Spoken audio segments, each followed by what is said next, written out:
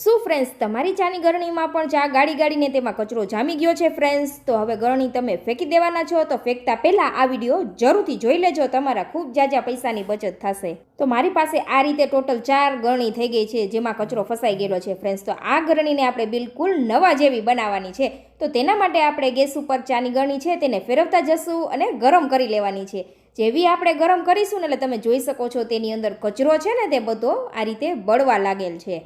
થોડો સમય માટે આપણે ગરણી વાપરીએ ને પછી તે આ રીતે કચરો જામી જાય ને આપણે તેને ફેંકી દઈએ ફ્રેન્ડ્સ. ફેંકવા કરતાં મહિને 15 દી આ પ્રોસેસ જરૂરથી કરી લેવી જોઈએ. હવે ગરણી થોડી ઠંડી થઈ જાય ને પછી ધારદાર વસ્તુ લઈને આ રીતે આપણે તેને સાફ કરી દેવાની છે અને કોઈ સ્ક્રબર વડે આપણે તેને સારી રીતે ઘસીને સાફ કરી દઈશું. તો તમે જોઈ શકો છો ફ્રેન્ડ્સ, ચાની ગરણી છે તે બિલકુલ નવા જેવી થઈ ગઈ છે.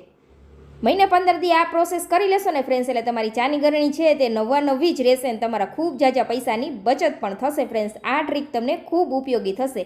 તો હવે જરૂરથી અપનાવજો આ ટ્રીક, અને આ ટ્રીક પસંદ આવી હોય ફ્રેન્ડ્સ તો ફોલો કરવાનું ભૂલતા જ નહીં. અને થોડી એવી કાળી લાગે છે ને 2-3 વોશમાં